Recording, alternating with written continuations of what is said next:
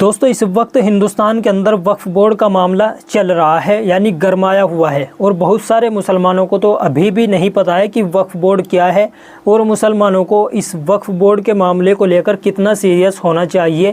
یہ جو مودی سرکار وقف بورڈ کو لے کر بل لے کر آئی ہے، اب اسی کو دوستو لے کر میں آپ لوگوں کو ایک ویڈیو دکھانے والا ہوں جو کہ ہر ایک مسلمان کو دیکھنی چاہیے۔ دراصل بہار کی راجدھانی پٹنہ میں ایک پروگرام ہوا وقف بورڈ کو لے کر، جہاں پر یہی بتایا گیا مسلمانوں کو کہ یہ وقف بورڈ کیا ہے اور مسلمانوں کو اس کو لے کر کس طرح سے آواز اٹھانی چاہیے اور کتنا سیریس وقف بورڈ کو لے کر مسلمانوں کو ہونا چاہیے۔ تحفظ اوقاف کانفرنس کے نام سے یہ بہار کی راجدھانی میں پروگرام ہوا۔ چلیے پہلے اس ویڈیو کو سن لیتے ہیں۔ ایک وقت پھر دیکھنے کو ملا جب تمام لوگ ہاتھ میں ہاتھ ڈالے، ہر سیاسی پارٹی کے پاس جب گئے تو ساتھ گئے۔ ان میں سب کا شکریہ تو ادا نہیں کر سکتا، بہت ڈھیر سارے لوگ ہیں، لیکن کم از کم ان میں All India Muslim Personal Law Board ہے، اس میں جمعیت علماء الف اور میم دونوں دھڑے ہیں، ان میں جماعت اسلامی ہے، ان میں جمعیت اہل حدیث ہے، ان میں ادارہ شریعہ ہے، ان میں جماعت شیعہ کے لوگ ہیں، ان میں آل انڈیا مومن کانفرنس کے لوگ ہیں، اور الحمدللہ کہ ہمارے شرعیہ بھی ہے۔ اللہ سبحانہ و تعالیٰ کا احسان ہے، اللہ تبارک تعالیٰ سے دعا ہے کہ اللہ تبارک تعالیٰ اس اتحاد کو قائم رکھے جو بہار، جھارکھنڈ، اڑیسہ، مغربی بنگال کے مسلمانوں نے کر دکھایا ہے۔ سبحان اللہ و بحمدہ، سبحان اللہ العظیم۔ آج میری گفتگو 4 چیزوں پر مبنی ہونے والی ہے۔ سب سے پہلے میں آپ کے سامنے ہندوستان کے قانون کا جو تصور ہے اور قانون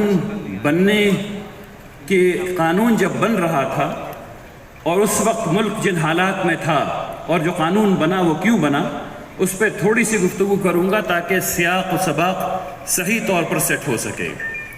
میں آپ کے سامنے وقف کا اسلامی نقطہ نظر بہت تیزی سے رکھنے کی کوشش کروں گا، اور پھر جو پرپوزڈ بل ہے اس میں 44 امینڈمنٹس ہیں، اصل میں وہ 153 امینڈمنٹس ہیں، 44 لائن ہے، 153 امینڈمنٹس ہیں۔ مجھے آپ سے ان 153 امینڈمنٹ کے بارے میں بات کرنی ہے تاکہ آپ سو جائیں۔ تو انشاءاللہ میں کوشش کروں گا کہ 153 کے بجائے 20 کے آس پاس بات کروں اور اس کے بعد سلائیڈ کو آگے بڑھا دوں، اور اخیر میں چند سلائیڈز تیار کروائی ہیں ہم لوگوں نے تاکہ ہم لوگ جو پروپیگنڈا پھیلایا گیا ہے اس کا جواب دے سکیں۔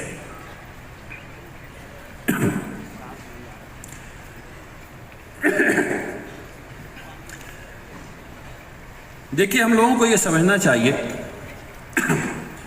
کہ ہم لوگ ایک ایسے ملک میں رہتے ہیں جو دستور سے چلتا ہے۔ 26 جنوری 1950 سے پہلے مختلف قسم کے دستور سے ہم لوگ چل رہے تھے، اور اس سے پہلے ہم لوگوں کے پاس جو چیز تھی انگریزوں کے زمانے میں وہ استبداد تھا، وہ ڈکٹیٹرشپ تھی۔ ہم لوگ یہ جانتے ہیں کہ سب سے پہلا لکھا ہوا دستور میثاق مدینہ ہے جو 622 کے آس پاس آیا ہے، اور اس کے بعد 1215 میں میگنا کارٹا آیا ہے انگلینڈ میں، اور جس چیز نے پوری دنیا میں دستور کی تاریخ بدل دی وہ کتاب لکھی گئی 1755 میں غالباً، اس کا نام تھا the social contract. Social contract, اور میں اپنی باتوں کو بہت تیزی سے آگے بڑھانے کی کوشش کر رہا ہوں، سوشل کانٹریکٹ نے دستور کی الہامی نوعیت کو تباہ و برباد کر دیا۔ پہلے کے تمام دساتیر اس بات کو مانتے تھے کہ خدا ہے اور اچھائی کا مصدر خدا ہے، اخلاقیات کا مصدر خدا ہے۔ سوشل کانٹریکٹ نے ہم لوگوں کو یہ بتایا، یا دنیا کو یہ بتایا، کہ اصل میں انسان جمع ہو کر کے اگر کسی ایک چیز پر راضی ہو جائیں تو وہی اخلاقیات ہے، وہی اچھائی ہے۔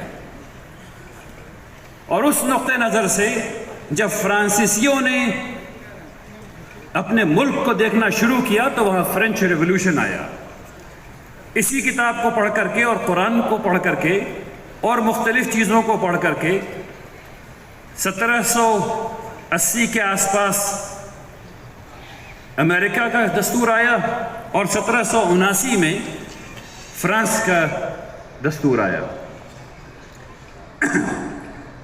اس کتاب نے جو بات کی وہ یہ کی کہ اس نے کہا کہ collective will of people will define what is goodness.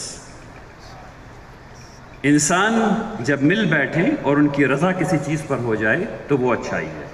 اسی لیے آپ نے دیکھا کہ ایک وقت آیا اس ملک میں جب زنا ایک کرائم تھا اور اس کے لیے 7 سال جیل ہوا کرتی تھی، اور پھر وہ ختم ہو گیا اور وہ کرائم نہیں رہا اور اب اس کے لیے جیل نہیں ہوتی۔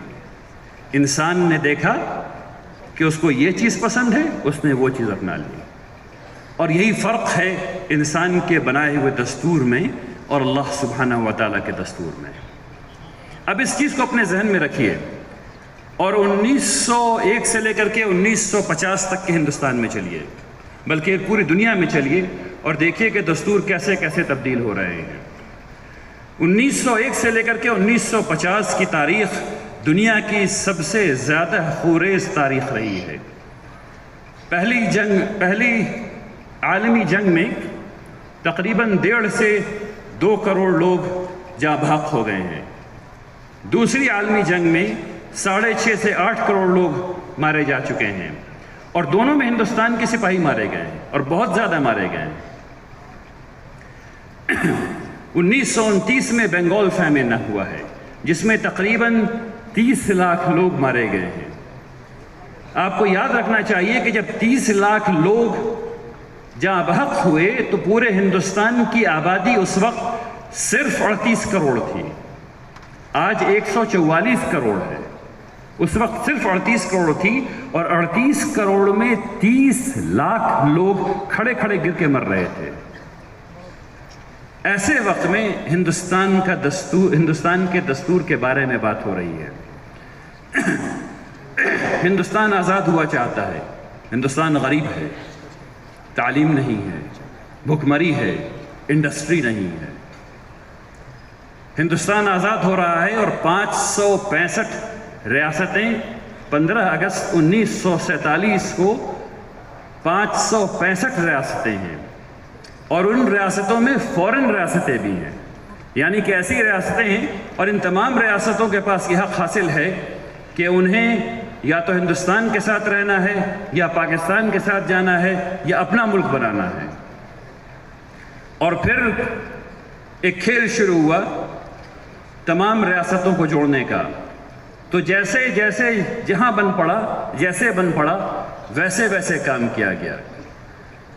بات آئی گوا کی تو وہاں جنگ کی گئی اور اس کو انیکس کیا گیا، وہاں لوگ مارے گئے، لیکن جو شرائط تھی انیکسچر کی وہ یہ تھی کہ ہمارا جو آئلی قانون ہے وہ ہمارا رہے گا۔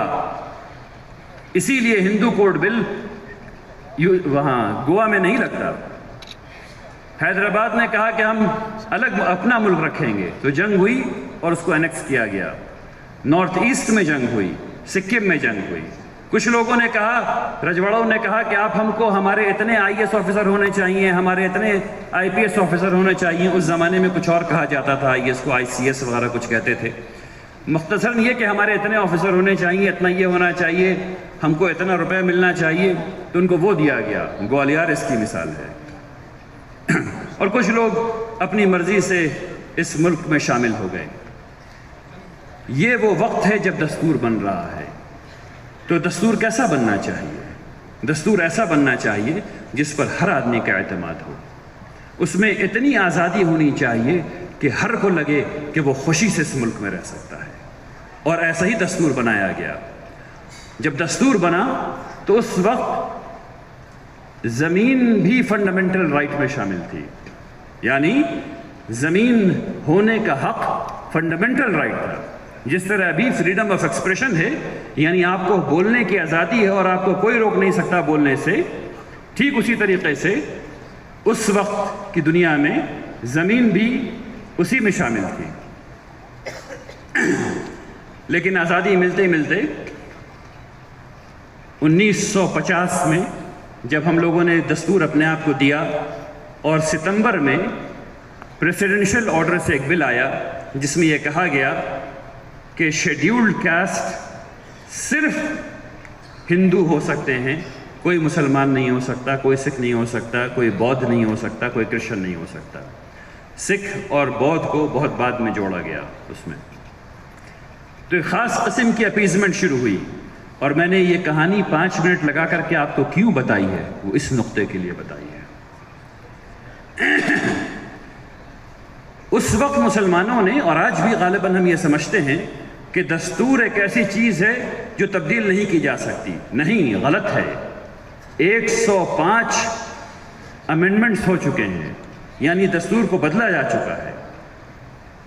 آپ میں سے ایک آدمی بھی ہاتھ اٹھا کر کے مجھ سے یہ نہیں کہہ سکتا کہ ایک امینڈمنٹ آنے سے پہلے اس نے اس دستور کو پڑھا اور جو امینڈمنٹ آ رہا تھا اس کو بھی پڑھا۔ اور اس بل پہ اگر میں ایک بات نہیں کروں اور آپ کو یہ سمجھ میں آ جائے کہ ڈیموکریسی میں، جمہوریت میں رہنے کا ایک طریقہ ہے، اور وہ طریقہ یہ ہے کہ دونوں آنکھیں اور 14 طبق روشن کر کے دستور پہ آنکھیں گڑی بھی ہونی چاہیے کہ وہ تبدیل نہ ہو جائے۔ اور 105 سے زیادہ مرتبہ دستور تبدیل ہو چکا ہے اور ہم لوگوں نے اس کو پڑھا نہیں۔ جب دستور بن رہا تھا تب وہ ہر روز چھپتا تھا، اخباروں میں چھپتا تھا، لوگ دکانوں میں اس کو پڑھتے تھے، اپنی رائے دیتے تھے، اور اس کے بعد تب جا کر کے 2 سال میں یا 2.5 سال میں دستور بنا۔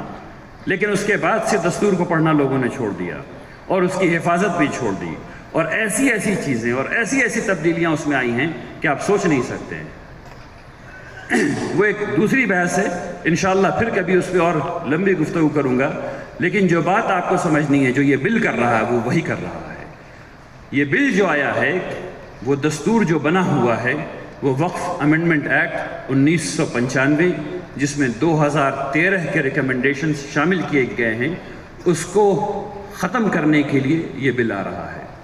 اب ہم لوگوں نے اس بل کو پڑھا ہے، لیکن میں آپ سے پوچھتا ہوں کہ PMLA کا بل جب آیا تو ہم میں سے کس نے پڑھا؟ جب کیجریوال صاحب گرفتار ہو سکتے ہیں اور وہ جیل میں سڑائے جا سکتے ہیں تو میری اور آپ کی کیا اوقات ہے؟ بات کو سمجھیے، بات کو سمجھیے۔ یہ جاگنے کا وقت ہے۔ جمہوریت، میں کہتا ہوں اور پھر کہتا ہوں، جمہوریت کرکٹ کا کھیل نہیں ہے کہ 2 لوگ جو ہیں وہ بیٹنگ کر رہے ہیں اور باقی سب پویلین میں پیر پہ پیر رکھ کے بیٹھے ہوئے ہیں۔ جمہوریت فٹ بال کا کھیل ہے، اس میں لگاتار دوڑنا پڑتا ہے، اس میں لگاتار اسٹریٹجی تیار کرنی پڑتی ہے، اس میں لگاتار دوڑتے دوڑتے اسٹریٹجی کو تبدیل کرنا پڑتا ہے، اور اس کے بعد گول کھانا بھی پڑتا ہے اور گول کرنا بھی پڑتا ہے۔ جس دم آپ نے دوڑنا چھوڑ دیا، یعنی دستور کی حفاظت چھوڑ دی، یعنی وکلا پیدا کرنا چھوڑ دیے، یعنی کانسٹیٹیوشنل لائرز پیدا کرنا چھوڑ دیے، اس دم آپ ختم ہو جائیں گے، جیسے کہ ہو رہے ہیں۔ تو ابھی کا جو بل ہم لوگوں کے سامنے آیا ہے، اس سے پہلے یہ بل جو آیا ہے یہ کیسے آیا، اس کو سمجھنے کی ضرورت ہے۔ دیکھیے، جب بھی بل آتا ہے تو اس سے پہلے بل کے سامنے ایک سوال ہونا چاہیے، ایک مسئلہ ہے جو حل کرنا ہے۔ وہ مسئلہ کیا ہے جو حل کرنا ہے؟ اس کو لوگ پڑھتے ہیں، اس کو آبزرو کیا جاتا ہے، اس کو سمجھا جاتا ہے۔ تمام لوگوں کی شکایتیں آنے لگتی ہیں، جو ایک قانون بنتا ہے، قانون خراب کام کر رہا ہے تو کیسے اس کا ظہور کیسے ہوتا ہے؟ لوگ اس کے بارے میں بات کرتے ہیں، لوگ اس کے بارے میں خط لکھنا شروع کرتے ہیں، لوگ اپنے اعلیٰ عہدیداران سے شکایتیں کرنا شروع کرتے ہیں، لوگ اپنے پارلیمنٹیرینز کو بتانا شروع کرتے ہیں، یہ لوگ آپس میں بات چیت کرتے ہیں۔ ایک آرگینک پروسیس ہے جس کے ذریعے یہ پتہ چلتا ہے کہ یہاں پہ خرابی آ رہی ہے، اس کو تبدیل ہونا چاہیے۔ تب اس کے بعد لا کمیشن کی ضرورت ہے کہ وہ اس پہ فردر اسٹڈی کرتا ہے، اس کو پھر دیکھتا ہے کہ اس کو حساب کے طور پر، اسٹیٹس کے طور پہ کیسے دیکھا جائے، کوانٹیٹیو انالیسس کیا جائے، کوالٹیٹیو انالیسس کیا جائے، اس کے بعد اس پہ سبجیکٹ میٹر ایکسپرٹ سے رائے لی جائے، جو لوگ اس سے سب سے زیادہ متاثر ہیں، جو گروہ اس سے سب سے زیادہ متاثر ہیں، ان سے بات چیت کی جائے۔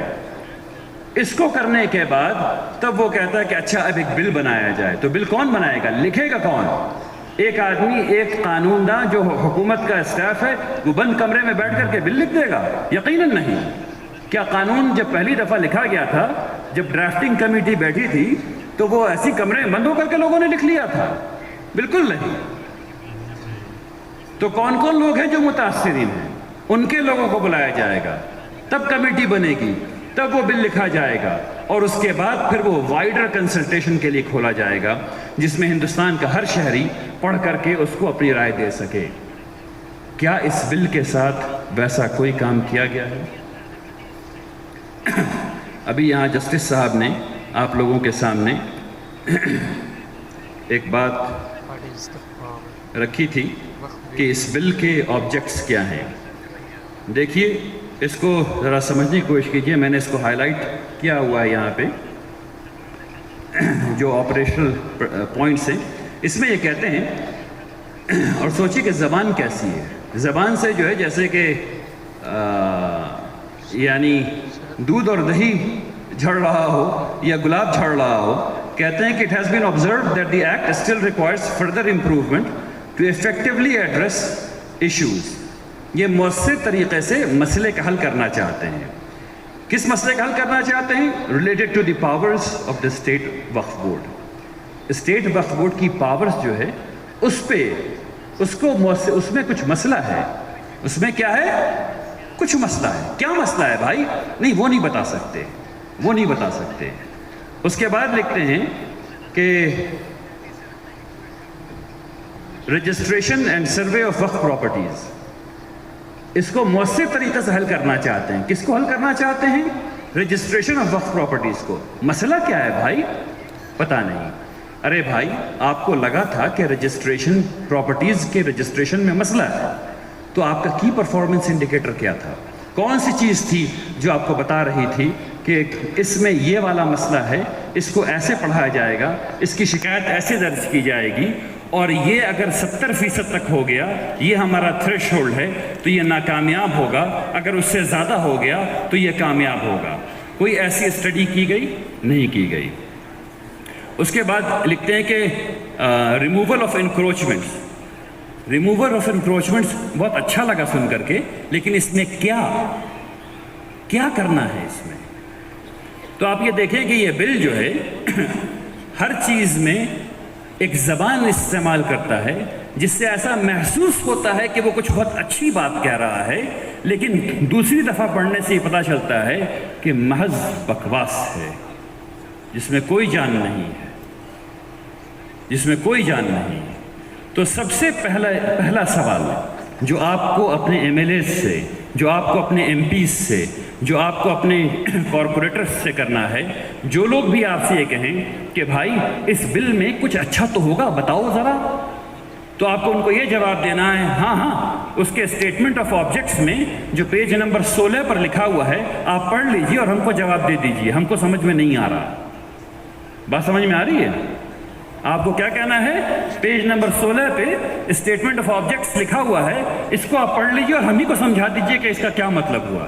تب پتہ چلے گا ان کو کہ ہم لوگ بھی پڑھے لکھے قوم ہیں، ہم لوگ ایسے بات نہیں کریں گے، ہم لوگ کاغذ کے ساتھ بات کریں گے۔ دکھاؤ تو صحیح کہ مسئلہ کیا ہے، حل کیا کرنے آئے ہو، تو پتہ چلے گا کوئی مسئلہ لکھا ہوا نہیں ہے، کس چیز کو حل کرنا ہے پتہ نہیں، لیکن اب حل کرنے نکل پڑے ہیں۔ تو جب حل کرنے نکلے ہیں، میں پورا ایک سیکشن وقت کی وجہ سے چھوڑ دیتا ہوں اور آگے بڑھ جاتا ہوں انشاءاللہ۔ لیکن ایک چیز کو کرنا ضروری ہے۔ ابھی کی وقت کی سچویشن، انشاءاللہ جو میں کہہ رہا تھا اس کو واپس آ جاؤں گا پروپوزل میں۔ ابھی کی جو کرنٹ سچویشن ہے وقت کی، وہ یہ ہے کہ سچر کمیٹی نے کہا ہے کہ مسلمانوں کے پاس تقریباً 6 لاکھ ایکڑ زمین ہے۔ کچھ اور لوگوں نے کہا ہے کہ 9 لاکھ ایکڑ سے زیادہ ہے۔ یہ جو لوگ کہہ رہے ہیں 9 لاکھ ایکڑ سے زیادہ ہے، کچھ لوگ کہتے ہیں کہ جو وقف بورڈز نے، تمام وقف بورڈز نے جو اپنی اپنی چیزیں بھیجی ہیں اس کو جمع کر کے غالباً حکومت کہہ رہی ہے. مجھے کئی سی ای او سے اور وقف بورڈ کے چیئرمین سے بات کر کے یہ بات پتہ ہے کہ یہ بات صحیح نہیں ہے. تو تقریباً 6 لاکھ ایکڑ کے آس پاس ہم لوگ مان سکتے ہیں. ہم لوگوں کو ہمیشہ یہ لگتا ہے کہ وقف جو ہے وہ ایک بہت وسیع ترین زمین ہے ایک جگہ پر 6 لاکھ ایکڑ. نہیں، وقف چھوٹی چھوٹی مسجد بھی ہے، بڑی بڑی مسجد بھی ہے، وقف مدارس بھی ہیں، وقف اسکول بھی ہیں، وقف ہاسپٹلس بھی ہیں، وقف پانی پلانے والا کنواں بھی ہے، باغ بھی ہیں، چھوٹی چھوٹی ہر جگہ جہاں جہاں مسلمان ہیں وہاں وہاں وقف ہے. وقف کی جو رجسٹرڈ وقف ہے، جو نان رجسٹرڈ وقف ہے، اس کو بھی سمجھ لیجئے. بہار نے 862 قبرستانیں وقف بورڈ میں رجسٹرڈ ہیں. حکومت نے اپنے پیسے سے، یعنی آپ کے پیسے سے، ٹیکس پیئر کے پیسے سے 9000 قبرستان جن میں کوئی ڈسپیوٹ نہیں تھا اس میں گھیرا بندی کروائی ہے. 9000 کی گھیرا بندی کروائی ہے. تو کتنے ان رجسٹرڈ ہیں قبرستان؟ 862 میں سے 9000 میں سے 862 گھٹا دیجئے تو 8000 سے زیادہ. اور آپ سب لوگوں کو پتہ ہے ایسے قبرستان کے بارے میں جس میں جب سیزن آتا ہے تو اس سیزن میں اس کو ڈسپیوٹڈ بنا دیا جاتا ہے. جب وہ ڈسپیوٹڈ ہو جاتا ہے تو حکومت اس کی گھیرا بندی نہیں کرواتی ہے. تو ایسے ہزاروں قبرستان ایسے ہیں جہاں میتیں دفن ہو رہی ہیں لیکن وہ ڈسپیوٹڈ ہو جاتا ہے کسی مہینے میں، اس لیے اس کی گھیرا بندی نہیں کروائی گئی ہے. ایک بات یہ بتائی جاتی ہے کہ ہندوستان سب سے بڑا، ہندوستان میں مسلمان رہتے ہیں اور اتنے 100 سال سے یہاں مسلمان ہیں، تو ایسا کیسے ہے کہ صرف یہیں وقف ہے اور باقی پوری دنیا میں کہیں وقف نہیں ہے؟ تو میں آپ لوگوں کو یہ بتانا چاہتا ہوں کہ غالباً سب سے بڑا وقف جو کئی 100 بلین ڈالر پر مبنی ہے اس کا نام ہے الحرمین وقف. کئی 100 بلین ڈالر پر مبنی جو وقف ہے اس کا نام ہے الحرمین وقف. پورا حج ٹرمینل جدہ میں وقف ہے. اس کے بعد الازہر یونیورسٹی کے پاس جو وقف ہے وہ کئی بلین ڈالر پر ہے، کئی بلین ڈالر پر ہے.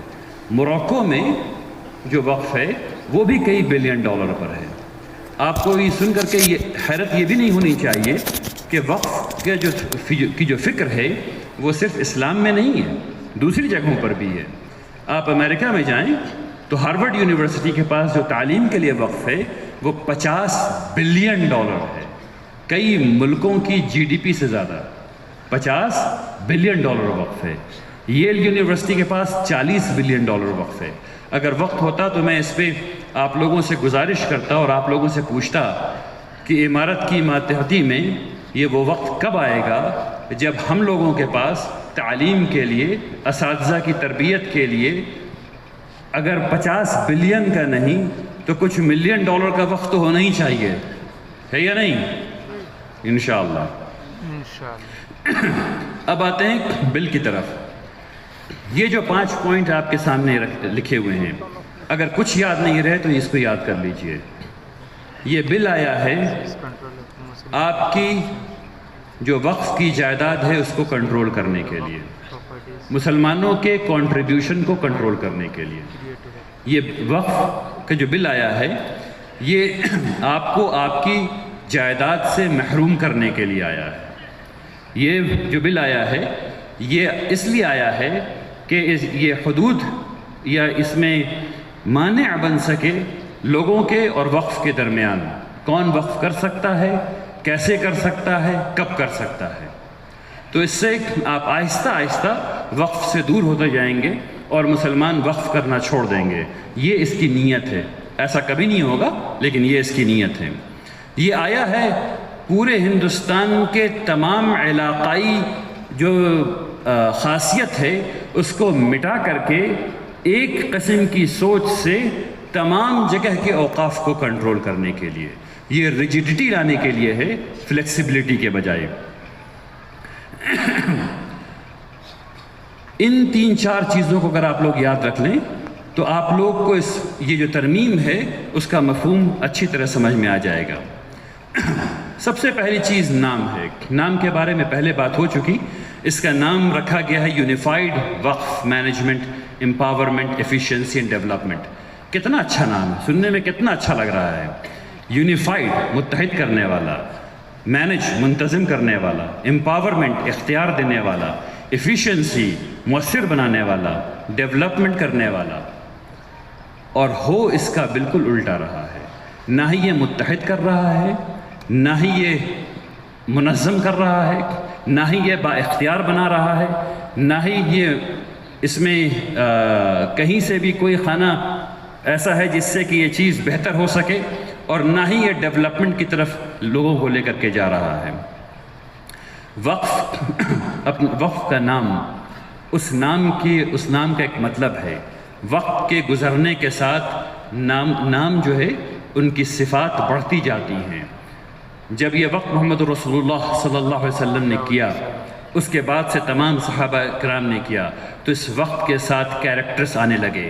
وقت کا مطلب تقوی ہونے لگا, وقت کا مطلب اچھائی ہونے لگی, وقت کا مطلب خیر ہونے لگا. یہ تمام چیزیں اس میں جڑی ہوئی ہیں. ہم لوگوں کو چاہیے کہ ہم لوگ اس بل کو مکمل طور سے مسترد کر دیں, اور پہلا جو بل کا جو پہلی چیز ہے وقف کا نام, اس سے کہیں کہ نہیں, ہمیں جو پہلے نام تھا وہی پسند تھا, بلکہ اس سے پرانا والا جو نام ہے وہ شاید زیادہ اچھا ہے. دا مسلمان وقف ایکٹ جو 1923 کا تھا وہ چاہیے. شاید ہم لوگ یہ کہیں گے تب وہ وقف ایکٹ رہنے دیں گے.